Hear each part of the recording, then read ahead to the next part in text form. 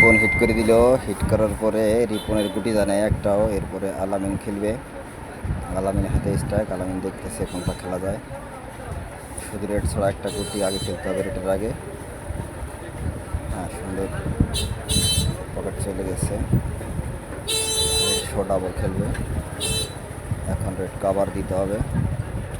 Easy red cover দিবে, দেখা যাক। আহা, ইজি রেড কভার মিস।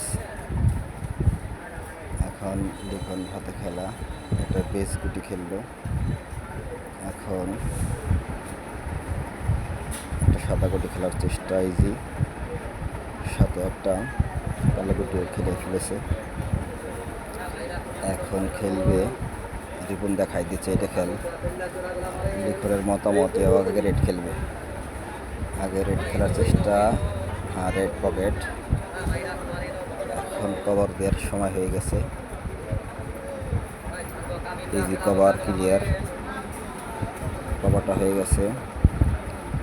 রিপনের ইচ্ছা হলো একটা খেলবে, কিন্তু লিখনের ইচ্ছা দুইটা। হ্যাঁ, দুইটাই চলে গেছে দুই পকেটে। এখন এই নিচের গুটিটা খেলার চেষ্টা। গুটিটা পকেট হয়ে গেছে। এখন একটা বেস গুটি আছে, বেস খেললেই বোর্ড ক্লিয়ার হয়ে যায়।